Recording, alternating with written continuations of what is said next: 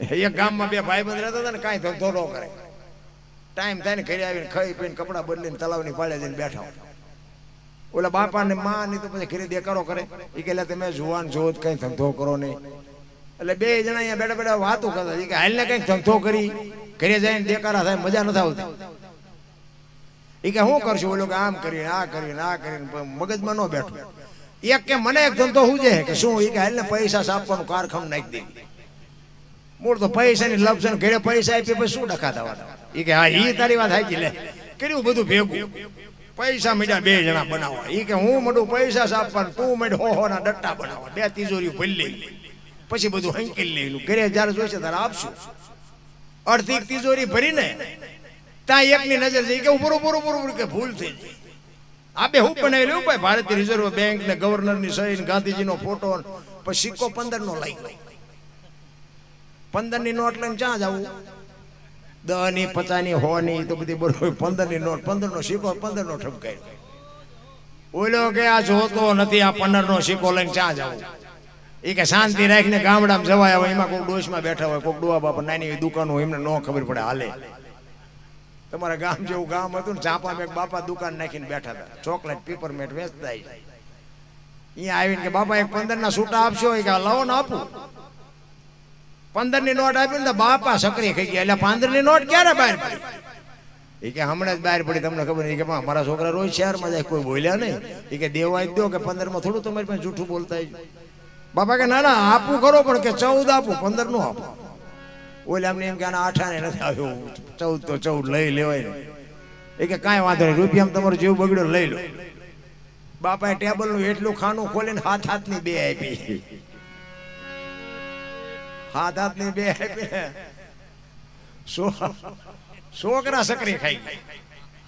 એ કે બાપા હાથની ચારે બહાર પડી હતી. કે મેં તારી પેલા કારખાનું નાખ્યું હતું, તારે 15 ની ભૂલ થઈ ને મારે હાથની થઈ છે. ત્યાં આપણે એમ થાય બુદ્ધિ ના ગાળિયા તો જોવો થી. હવે આ ભજન કરે, આ કોઈને બટકું રોટલો દે, એવા બુદ્ધિ ના ગાળિયા ત્યાં છે. પણ કહેવાનો મારો મિનિંગ એ છે કે સમયની ભલિયારી છે, સમય હારે મોજ કરો, આનંદ કરો, બાકી વાતમાં કાંઈ છે ને. મને તો એમ થાય કે બાબુ એવું જીવે એવો સમય આવ્યો છે. આપણે બધી વાતો કરી કે સતયુગ ને દ્વાપર ને તેતાના બધા કે બધા કળયુગ છે, બધા કહેતા હતા કળયુગમાં શું ઘટે શું? હે જલારામ બાપાને બૈરું આપી દેવું પડ્યું. બોલો, અમે હમણાં વાણીને કીધું ને ભગવાન આવ્યો, ભજન પાક્યું ને ભગવાન આવ્યા, સાધુનો વેશ લઈને હરિહરમાં બેસી ગયા ને દાળ રોટલો જે કઈ હતું પીરસી દીધું અને કીધું કે હરિહર કરો. એક બાપુ જમતા નહોતા. જલા બાપા કે બાપુ હરિહર કરો. એ કે તું કઈક મને દક્ષિણા આપવાનો હોય તો હરિહર કરું. કે બાપુ મને જે મળશે હું આપી. કે 2 રૂપિયા 5 રૂપિયા વાળો બાવો હું નથી. એ કે બાપુ તો આશ્રમમાં હોય એ માગજો, બાકી બહાર નું તું કેવી રીતે મેં આપ્યો? કે તારા આશ્રમમાં છે કે બાપુ તો જમી લો, મળી જશે.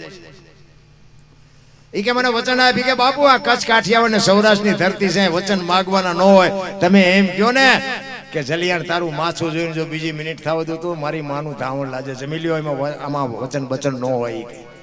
જેમાં અને ઈ ભેટની લાઈન પૂજા થઈ ને ત્યારે ઈ સાધુ આવે અને જલા બાપા બે હાથ જોડીને કે બોલો બાપુ શું જોઈ છે?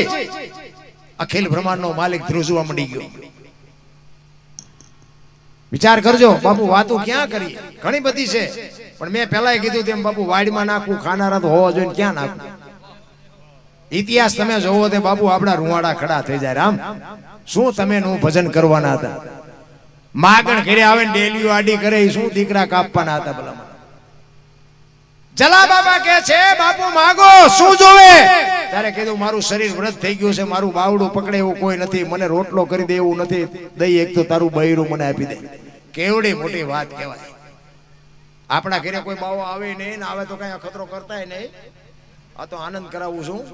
આપણો માન મેળ પડ્યો વરી પાસે કે મારું ભંગવી નાખ્યું લે આવી, એવું કઈ છે નહીં. પણ જલા બાબા વિચાર કરે છે કે બૈરું આપવામાં મને વાંધો નથી, પણ વીરબાઈમાં બાપુ જો પતિ પત્ની કા એક મતા તો સરગાપુરમાં સતા અડધું અંગ આને કહેવાય. રામ રસોડામાં માં વીરબાઈ રોટલા કરે છે. જલા બાપા ન્યા જઈ અને કહે છે હાંભળ્યું?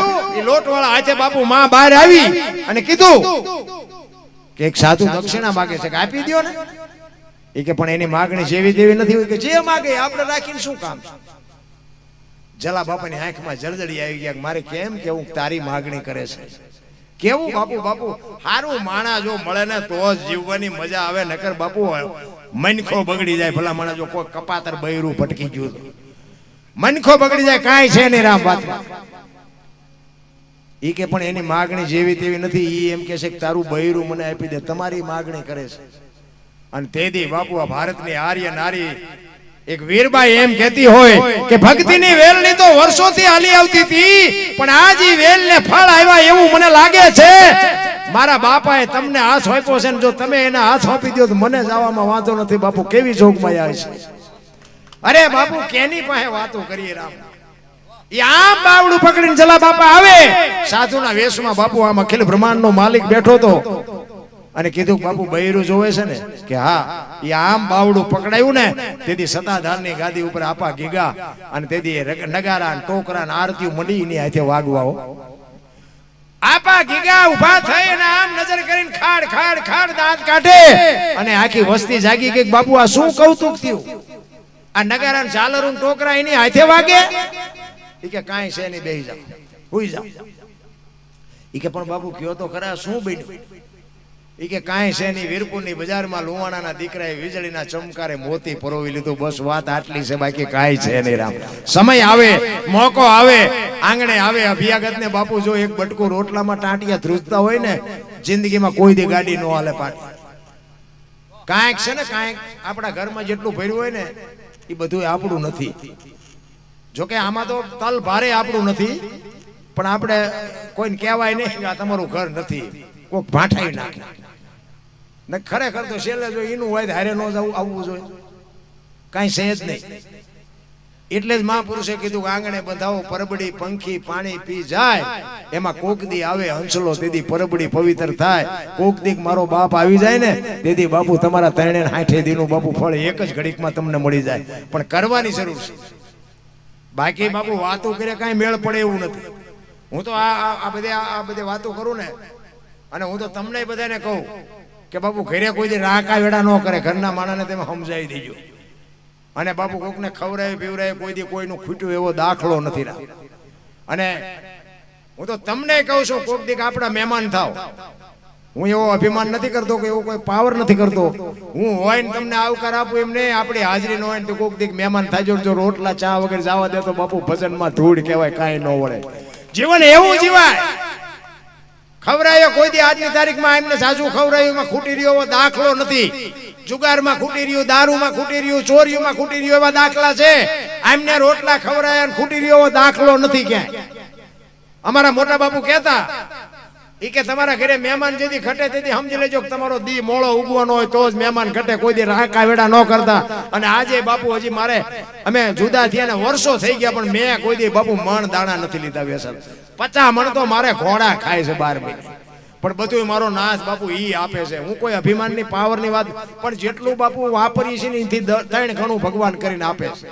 તમે બધું દઈ દો ને વાપરી નાખો એમ નથી કહેતો, પણ કોક અભિયાગત આવે કોઈ એમ કે બે દીથી ખાધું નથી, એને જો તમે બટકું રોટલો ન દઈ શકો તો બાપુ કોઈ જીવનમાં તમે આવો કે ન આવ્યા કાંઈ ફરક નથી પડતો. ખોટા તમે ઉડાડો એવી મારી કોઈ વાત નથી. ફિલ્મો જોવો, મોબાઈલ આ તે બધા ખોટા પૈસા વાપરવાની મારી વાત નથી. પણ કોક બાપુ જેને જરૂર છે, કોક બાપુ દવા વગરના પૈસા વગરની દવા ન લઈ શકે ને બાપુ એ જો મરતો હોય તો આપણને જો ભગવાને આપ્યું હોય થોડીક મદદ કરાય.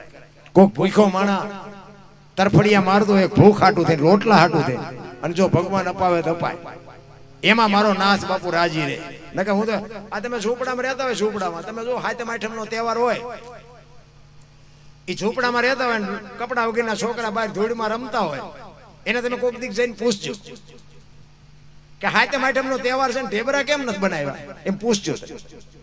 એટલે લુગડા વગરના છોકરાની માં હોય ને માલપા, ઈ એમ કે થોડાક પૈસા હતા ને ગોળ ને લોટ લઈ આવ્યા પણ તેલના પૈસા નહોતા ને એટલે ઢેબરા ન બનાવ્યા. અને જો મારો નાથ કોક દીક ત્રાજવે હોય ને એવા ઝૂંપડામાં બાપુ 1 કિલો 2 કિલો તેલ આપી આવો ને, અને ઈ તેલમાંથી જે ઢેબરા બને અને ઈ લુગડા વગરના છોકરા ખાય, એના પેટમાં જાય અને પછી જે આશીર્વાદના ધોધ છૂટે ને, ઈ મારો નાથ એમ કે કાને નથી જીવાડવો તોય મારો નાથ નો મારી કે લખું અહીંયા લખી લેજો. જરૂર આની છે, બાકી તો ત્રાજવું લઈને બેઠો. દિવાળીનો તહેવાર હોય ને પૈસા વાળા હોય 2 રૂપિયાનો એક ફટાકડો લાવે. ફોડી ન કે ફોડવા હાટું ઝૂંપડામાં શા કરવા પડે. આમને પૈસા આપ્યા છે, ઓલા અમને ચીકીર આપી, એ લાવી શકે એવું નથી, આવડા ફોડી શકે એવું નથી. એમને ઝૂંપડા વાળા ને જ હા કરવા પડે કે એમ કે આ તો ફોડી કે લાય બાકર નો શું ફૂટે.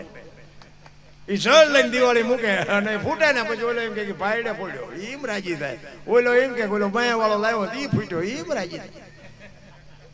અરે મારો બાપ બાપુ ત્રાજવું લઈને બેઠો છે, એને કાંઈ બાપુ શિખામણ દેવાની જરૂર નથી.